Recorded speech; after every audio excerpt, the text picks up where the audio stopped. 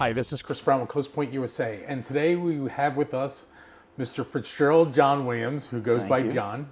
Sure. John is a real estate agent, and a relatively new one, but his production has far exceeded what most people in this business at his time in the industry currently has. It's amazing his evolution into the business, and I thought it'd be interesting for those of you out there who are thinking about getting into real estate, or those who have been in the game. I want to hear from somebody where they came from in their early professional career and where they are now and how they're doing and what did they do to get there.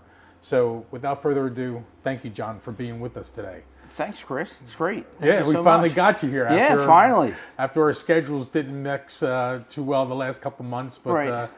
I keep seeing the charts in terms of who's doing business and who's not, and you're always at the top.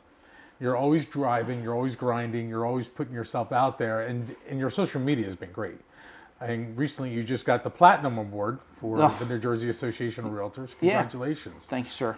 Yeah. So let's go back into your early career. Sure. Where did you start? And not in real estate, but before that. And how did you lead into the path of real estate? I started at my best friend's family business. It was a printing company. I was there for like a little over 20 years. And it was, it was a great job. It was a great family to work for. But I just started to feel like I needed to change.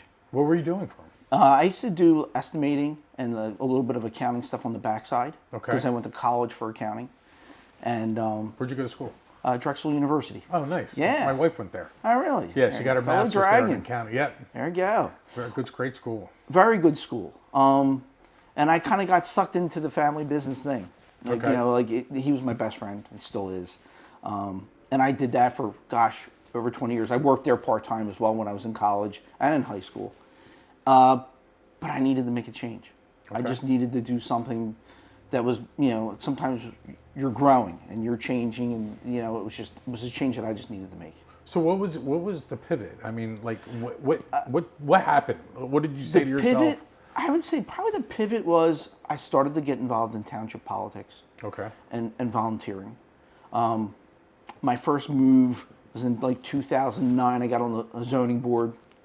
From the zoning board, I got onto my school's the school board, township school board. Good for you.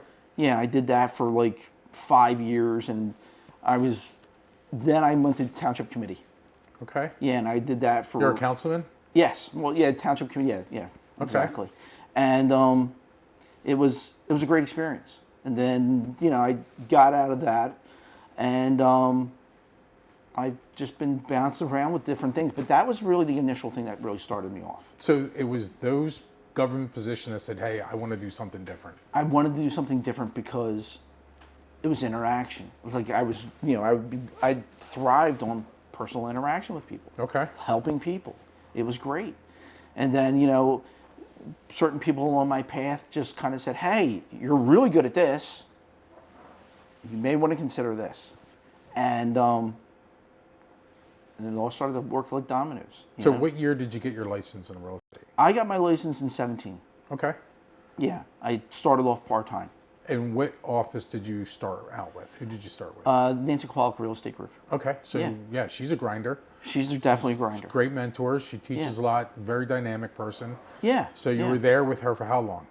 I was there I got my license part-time 17. Didn't really do anything until maybe 18. And then in 19, I went full-time. Okay. And then I left there in the end of 22. And then you landed over at Remax? Remax preferred. Okay. Yeah. And how did you like the Remax scenario versus, the smaller group, Nancy Qualk, still busy. Yeah. But how did you? Well, it was designed differently. Okay.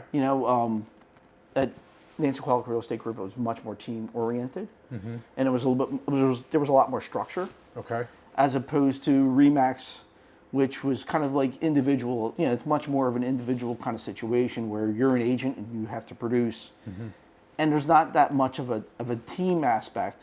It's more of an individual focus, in my opinion. At least the difference between the two. So much more structured versus a scenario where it's not as much structure and you're kind of on your own. Gotcha. So that's where you really learned that you had to motivate yourself, It run your business, yes. and didn't have somebody who was really holding you accountable other than your own checkbook. It was definitely a crash course. Okay. And it was just because I wasn't totally familiar with the business. So when did you jump off the printing company and go full time? What year was that? It was July 26, 2019.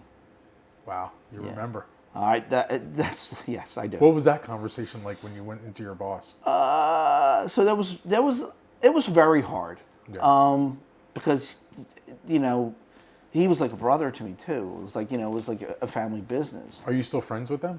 Yeah, I am. Yeah. Okay, yeah, good. Yeah. But it was hard. It was really hard. It was like it's something like you rehearse, like you're rehearsing in your mind. How do I do this? How do I do this? How do I do this? But I just think it was a change that I just needed to make. Yeah. That's all. I mean, it was a great job. It certainly had certain things to it that a lot of people would love. I just needed to change. So you get the Remax, you're starting to put yourself into a system that you create yourself. Yep. So you can generate more business. What are the tactics that you're using to generate that business now that you're on your own? Well, you're learning more about your core. Okay. Explain that with core. Like your core, your people of influence, people that you know. Okay. Like family members, friends that you're really good friends with. I also picked up a real estate coach. Did you? Yes, that really, really helped me kind of get an idea to make that adjustment. Talk about that. Again, was kind of like talking about different aspects of business. Like in a sense, you want to generate business, and it's different irons in a fire. Mm-hmm. Like portion of your business should be leads, or maybe bought leads if you want to do that. Part of it should be your core, and then part of it is like it's just different parts of the business that you kind of have to tap into, because not all one source is going to work. So you have multiple funnels. Yep. That you keep, working. Yeah. So you get drips and drabs from each funnel. Right. And then you bring it in, and that's what makes up your business. Exactly. So Exactly. How much are you investing in the beginning, like for these new people, into your business? What are you putting out as a budget? Marketing budget. Yeah, I mean, so a portion of my budget, we'll say the marketing budget, was I was buying leads from like Realtor.com. Okay. Part of it was I invested in this coaching program I was introduced to at Remax was Buffini, Buffini Systems, and I was mailing directly to past clients, just trying to cultivate. He's big on that, right? Very big on that. Gift cards, going back to past clients, thank you for your business. Just different things, yes, exactly. Was that working? Does that? It's funny. Like, it does work. And, if it works for just once, 2 or 3 times in a year, it's easily paid for itself. Oh, easily. And that's the whole thing. That's the whole multiple irons in a fire. Are you still keeping up on that? I still participate. I still have my mailers going out every month. Oh, do you do? Yeah, and I reach out to people too. What are you mailing them? It's a system generated thing. Like they'll send you like there's like a mailer thing that they send out every month that you personalize. So you use a vendor to do this for you? It's through Buffini. It's through Buffini. So you still do it through Buffini? Yeah, exactly. So you give them their list, and they are sending the stuff for you? Yes, they do. So how much are you investing a month into something like that? So people It's know. roughly around $300. So $3,600 a year. Yeah, for that. And then your coaching, what was that per month that you were paying for? It varied. When I first started, I was doing like a group rate thing, and that was like $100, $150. And then when you get higher up, and then it's like $400 a month. So when you first started, you talk to your old boss, I'm going on my own. yeah. July 26, 2019? Yeah. And then you're turning around, and now you're jumping in, and you're creating a budget to go into each of these funnels. Yeah. What is the good number for somebody, including coaching, including all your little funnels that you're doing? Like, what kind of number would you put on it in terms of what you invested in your business in that year, in those years, in the early years? In the early years, I creeped into it. And honestly, it's still evolving for me. Always. I get that. Yeah. But giving somebody who's new an idea of what Right. to expect to invest for themselves. You're at Remax, Right. which is famous for saying, you're in business by yourself, you're in business for yourself, but not by yourself. Right. That type of mentality. Yeah. And now you're controlling your budget. Like, what would you tell somebody new to be prepared to do a budget that goes into something new like you did? this is going to sound like a political answer, but I want it to be real. It's really got to be the specific thing for you. You know, But what was it for you? Just give an idea. it was probably around like $500. That's A month. Yeah, that's how. So you're investing $6,000 a year into your business. into my business And how much business did you do that first full year? at Remax. Wherever, you know, your first full year as an independent, on your own, not a printing company guy, just a realtor 100%. What kind of number are we looking at? I really didn't start investing in me as far as for my own personal business until I got to Remax. Okay, Because that's fine. Yeah. So the full-time John, Yep. as a realtor, Yeah. what did you do in your first full year as a realtor, Like sales-wise? sales-wise? Sales-wise, I did roughly around, I think it was around like 7 million, 7.5. Did you really?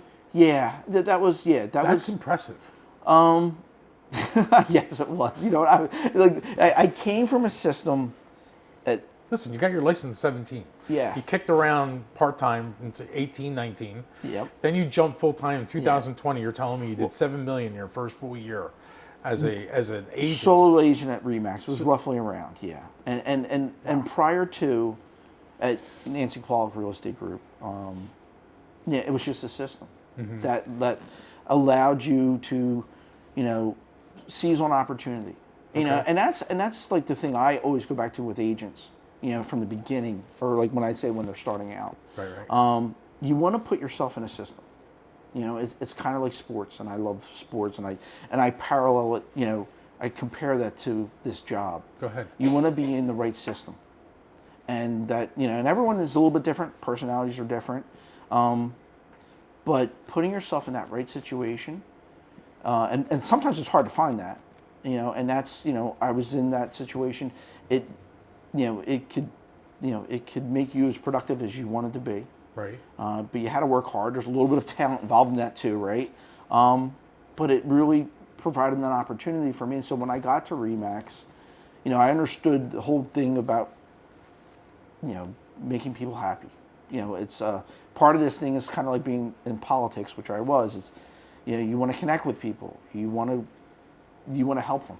You know, at the end of the day, you want to help them. So your bottom line is, your success is not built on how much money you made. It's built on how many people you've helped. Yes. Which in turn generates the dollars and whatever, Yeah. because that's the passion of it. The core for me always is, you know, as far as with, like, from that regard, if I do good things for good people, good things will happen to me. Always. That is the basis of my business. So You know? in 2020, 7 million production, Yeah. and No, I'm sorry. No, that was 23. 23. That's when I went to Remax. Okay. I left Nancy's at the end of 22. Okay, so you're in 23. So you built up from 17 part-time 19, full-time with Nancy. Yeah, full time with Nancy, 19 July. 19 July, gotcha. Yeah, and that first year, I did like 48 transactions. Wow. Yeah, like I, you know, I mean, I had my part-time period from, like, we'll say 18 to 19. Right. And that's really what it was. And then, yeah, my first year with her, I did 48. That's impressive. Yeah, and at that time, you're not like, the numbers are different now because you're thinking of your transactions, you're thinking of different things, but it was different then because all of your transactions went under her name. Gotcha. So, and that was like that kind of But team was she format. generating the leads for you guys? Yes. Okay. Yeah. So the 48 was, what percentage of leads were coming from her, and what percentage was Oh your? gosh, I would probably say a strong majority. I'd say like 80%. Okay, so 80% she was generating. Yeah. And then you said, you know what, I want to do this on my own. And I think Remax was the best move for you to go over, to start generating. Yeah, it was, you know, sometimes you don't know what you don't know, you know, and that was the difference for me, and I didn't understand all that. It's like, was the thing with, like, teach a person how to fish, or you can feed them a fish, and You're close. yeah, close enough, right? But that's kind of what it was. You know, I didn't really know how to fish, and that's where the real estate coach really helped me. You know, just getting the lay of the land at Remax, and for like the first 5 months at Remax, I didn't close anything. It was scary. Yeah. It was like terrifying because it's like, oh my gosh, I had this much kind of success in a very, you know, certain kind of ecosystem, and I went to this, which was a totally different ecosystem. You know. All right. So, would you recommend to new people to get a coach? Yes, I would. Okay. And what phase? At what time period? Like immediately when they first start? Because there's always budget concerns in the beginning, and like investing in a coach, I think is a mindset after a while. So I don't necessarily. I think the most important thing is for someone to establish a basis of going to the right situation. That's the most important thing, I think, in the beginning. And then when you kind of get your feet wet, you're putting some transactions together, and you have to kind of decide, is this going to be my full grind? And if it's going to be, I need to try to be as successful as possible. Cool. And that's where, that's kind of like what drives you? Performance. It's funny. The money kind of comes secondary. It always does. It's a byproduct of something else. Yeah, it's like I like to compete.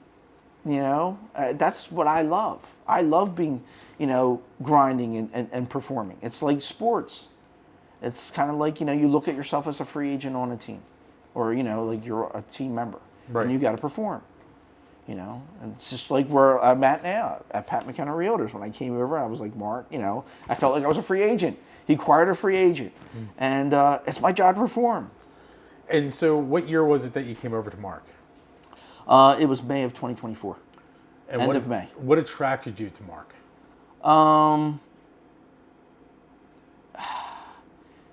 He's a very cool person. I would run into him when I would do showings up in Medford, and he'd have certain properties, but it was just running into each other. And after a while, I remember he did a video. I don't know if you remember it or not. He did a video. He interviewed Jackie Martling from the Howard Stern show. I do remember that. Yes, and that was like October of 22. And I'm like, he's cool. And I kind of was, thinking I needed to make a change where I was at. And that's when I started talking to him more. And then I actually went to RE/MAX. I thought about actually going with Mark at the end of 22. Then I went to RE/MAX, but we stayed in touch. So you were deciding between PMR and RE/MAX at the same time, and you chose RE/MAX. I did. What?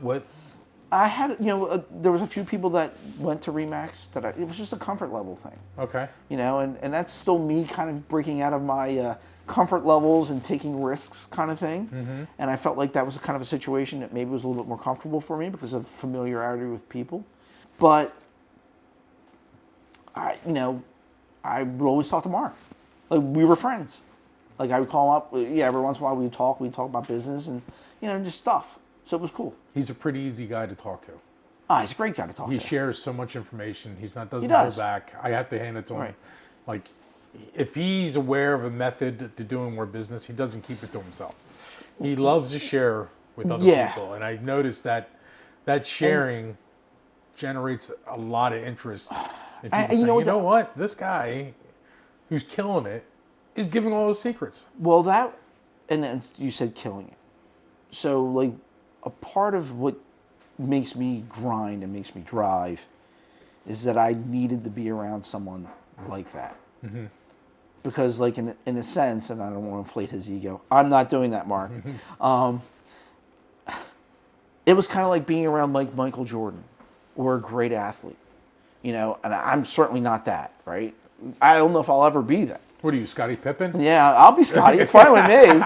I may be on the bench, but just collecting a check. But no, but that resonated with me, the performance thing. Okay. I needed to be around something like that because I knew my game was good for like an agent or and I certainly don't want to be disrespectful, but like average. And I didn't want to be average. Don't ever want to be average because you're not growing. And you're again, it's all about competition. It's all about always trying to improve your game, and that's what resonated. I mean, aside from being cool, because there's a certain camaraderie kind of thing that you feel when you come to PMR and when you get around Mark, and that was like for me, that's kind of what, like the performance, the camaraderie, all that. It was all things that like I'm going to learn something here. I'm going to be a better agent. And he certainly has done that. What is the biggest part of your business that Mark has helped you with in developing that you're like aha moment that this is? I think honestly, what aspect of it? It's funny. A lot of it I think is psychological, but there's a lot of it's just experience. Between him and my coach is Mike Fiddler. A lot of it was just being around someone that's seasoned. Well, obviously you can laugh with and joke around with, right? But He is fun. He's great. It's awesome. I Well, love him. what part of your business did he enhance? Like that he spends a lot of time through his company to work with? The awareness of relationships, honestly. Okay. I think that that's a really big thing for him. Treating people right, doing things on a first class kind of level, and how he carries himself. And it's a culture of winning. It's infectious. It definitely is. Yeah. And you want, and again, there's that parallel to sports. And obviously he has a really good, has a history of being in sports as well. Yeah, he was okay. He's all right. Yeah. Whatever. A couple Overrated. championships. Yeah, whatever. But they weren't as good as Buna though. The real Chiefs down in South Jersey. I got you there, Mark. Yeah, right. So, you're at Mark McKenna's, Yeah. Pat McKenna Realtors. Tell me about their social media. How's that helped you Tremendously. in your business? Like, were you doing social media on the level that you're doing? 'Cause no. I see your stuff now. No. And it's incredibly impressive. And I would say that is the biggest jump for me personally, from where I was, because the first agency I was at, it really wasn't about you at all. You're kind of just a number, or you're just kind of in the background and you're doing the role for the team lead. The other place, it was kind of like all about you, but just you. Right. And if you want to create whatever presence that you have, well, it's all going to be on you. Right. You get guidance. You got some guidance, but it wasn't to the degree that when you came to PMR, and that's what I would say to any agent, like thinking about. And I don't want to make this a recruiting thing because I'm talking about just how I felt. No. Go about how this developed your business. That's Yeah. It gave you a presence. Like when I got to PMR and we started doing some social media videos, I'd do stuff for listings. I remember I would get calls and they're like, "Wow, that's really cool." I'm kind of kidding. Wow, you actually look like you're a professional now. Is that right? Yeah. Yeah, and that was a big, huge part of the difference. So I know he's got a great team with Ryan. Yep. And who's the social media person that coordinates now? Faith. Yeah. She's excellent. She's awesome. Their She's views great. have gone through the roof with them. Yeah. And what Yeah. they're doing. Yeah. And so let's walk this through. You get a listing, you call up Ryan, you call up Faith and say, "Hey, I need to do Schedule it. a schedule and Yeah. a presentation." And the resources are there for you to direct you, to give you the... It's all there. It's all there. Yeah, and You've never had that type of situation in your career before, Mark. Never. No. We would, again, I would pay for videos to be done for our listing and stuff like that, but never to show personality or to be, last year, Ryan, we were doing a house and we did the whole house tour. It was a very funny skit, and I think I remember it. Yeah, when I walked into the pool. Yes. Yeah. That showed something, and that brought out personality. It brought out things, and that's just that creative kind of vibe was there, and that's what I love about the social media aspect of it. So even though Mark has created a brand, PMR, yeah, he lets, from what I see, his individual agents shine in their own personalities as well. He does, and that's it's kind of like how I was saying, the first agency I was at, the second agency I was at. Where I'm at, it's kind of an infusion of that. Okay. It really is, because you can do, there's certainly opportunity at PMR to do business. Right. The way he has it set up for leads is great. But it's also individual. So it's not like everything's going into your team, your team lead's name. Right. You're building your own business. That's where you got the platinum. Right. Exactly. And like, so you have that individuality, but you're also getting leads, and then you're generating and you're creating your own self. How many units did you close in 25? In 25, I did 38. That's fantastic. Yeah, it was a great year. That is a great year. Yeah. Your dollar volume per transaction has escalated, correct? Yes. So you started. Go ahead, please. No, but from what I've seen in the business that we closed for you, you're not dealing in little properties. Like I see you doing like million plus transactions. Yeah. And you're getting good listings out of it too. Yeah. Not just purchase. I mean, you're working both ends. Well, and it kind of ties back to the social media aspect. It really does, because people look for that. People see that. So if you do high level social media, you'll get high level transactions because people will associate you with being that upper tier type of realtor, that type of professional. Yeah, and I think the brand itself, like it has that thing to it. It does. Yeah, it certainly does. And it's just growing. It's growing more and more. Another funnel that you're tapping into that you never did or you're starting to work harder on that you'd like to get into? Different targeted points of direct mail. It's probably something I need to more concentrate on. Okay. I'm not doing as much as I probably need to do. How much in your mind do you think you should be doing? I don't know. That's when I figure that out. I think again, it's further development. It's more about what I want to achieve as far as I did my 2025 year. It was a great year, right? But I got to do better now. So that benchmark is exactly. That's it. So now you got to blow past it. I have to, or I have to try. Okay. Whether I repeat exactly that same level of success or whatever, I have no idea. But I have to. So it sounds like your core is your big part of your business. It certainly is. Your social media has generated a nice amount of business for you. Absolutely. In-house leads have worked well for you. Yep. And you're not hitting as much as you should be on direct mail, but you want to enhance that. I do. Yeah. I don't disagree with you. Yeah. That's where you get to really shine in people's backyards, where you can dominate. And I've seen it from some agents who do $100 million a year, and they are religiously direct mail. They're hitting very heavily their farm system, and they're going hard at it with whether it be recipes or statistical information or just introducing themselves to families in that area. It's the piece for me that I'm still working on, that I have to work on further. Like I tap into my core, they get mailing from me, but it's those people that don't know me. Right. Yeah, and that's just the township knows me to a certain degree because I've Harrison Township, Mulca Hill, they know me because I've been on a ballot, whether they remember me or not. But the point is that so I have a decent name out there. It's just me getting myself out there more and more.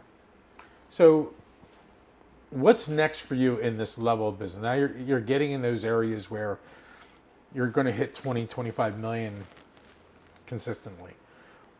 What's the next? That happens. It sounds like it will, though. Yeah. I mean, you just have that consistency in the way you're approaching. You're up at early. I take it every day, pretty much, and you're grinding. Or up late, And up late. Yeah.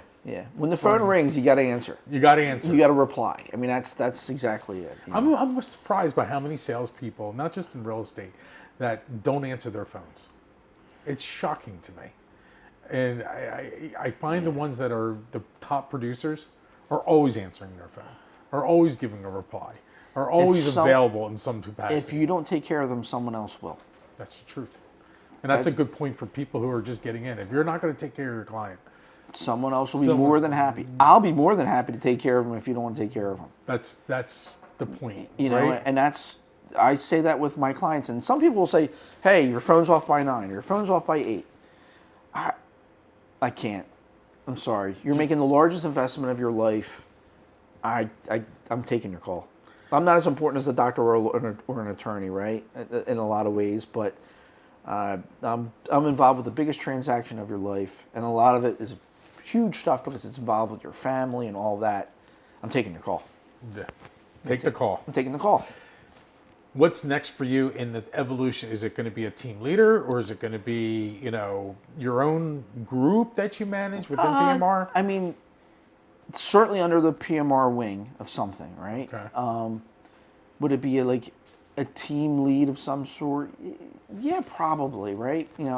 At some point in time, you want to transition, you want to grow differently, and I think at some point in time, I probably would want to do that. I probably would probably get my broker's license at some point, and figure it all out. But is that a goal for you in the future? I think so. Yeah, absolutely. Yeah. How big of a team would you want? I don't know. I don't know. It'd probably be like maybe 1 or 2 agents in the beginning, and Of course. you kind of see where it all goes from there. Yeah, bigger is not always better in a lot of sense. If you have Sure. a group brand like PMR, you don't need to go to 100 plus agents. You can be very effective at 5, 6 agents and having a nice, strong system and dominate a certain marketplace with that group. Yeah. Because of all the resources that you have. And there's a certain camaraderie that comes with that in a smaller group. There's pluses and minuses to different thought processes with it. But yeah, I don't know. I think probably something smaller would work more for me. How's your situation been with working with ClosePoint? How do you like working with us? I know it seems like I'm trying to pat myself. The best. No, seriously. Seriously, I'm gonna be. No. It's been great. It's always accessible. Joe Lynn a lot. It's been great. It's been great. You've been very accessible. Thanks. It's been awesome. Honestly, it's been awesome. You guys have been very committed to me, and that's a part of my success. Thank you. I appreciate that. Yeah, that's a huge part of my success. Well, we enjoy working with you. Yeah, thank you. It's been a great relationship. Yeah. And we like how you give your 100% effort in everything you do. Yeah. You really don't hold back, and it's impressive. And it shows in the numbers that you're doing and the people and how people like you also.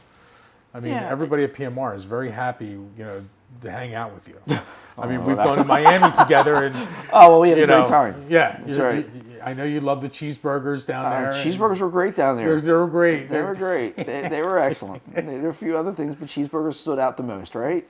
But no, it again, it kind of goes back to the camaraderie thing. You have a great culture at PMR. Mm-hmm. And Mark certainly makes that happen, right? At least just by his own personality. But then you get other pieces that have built to my success. You. Thanks. How many times have I called you and said, "Hey, Chris, what do I got here? What do I got to do with this?" See, that's where I personally Yeah. enjoy that. I like putting the puzzle pieces together. Right. To make it work and keep a smooth and safe and secure closing Yeah. for the buyer. I mean, that's really huge for me.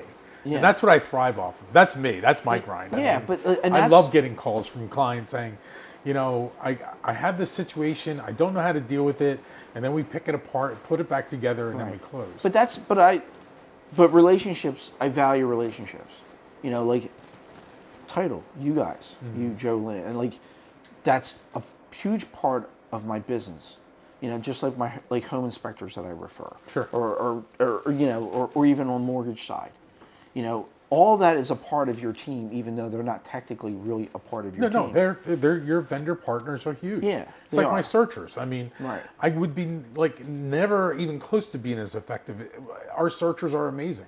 Yeah, they keep us out of trouble. They pick up things that typically other searchers don't. So it's the same thing for you. You're a home inspector, picking up stuff that's a defect in the property. Make sure your client. I don't know if you remember, last year, was in 24, and we had a client buying a condo.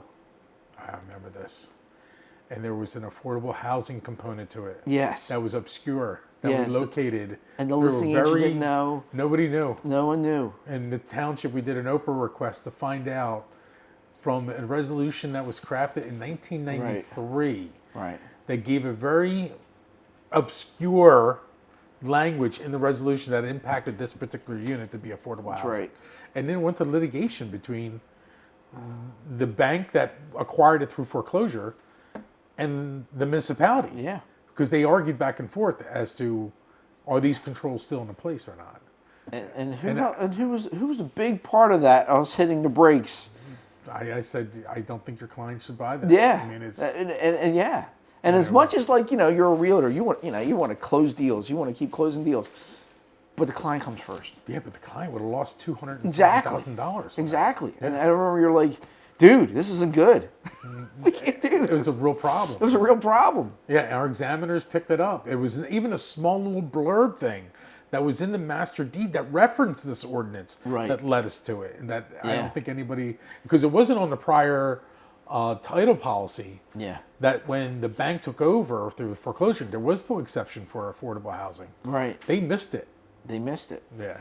But that's what Sometimes having, the best deals clients do are the ones that they don't do. right.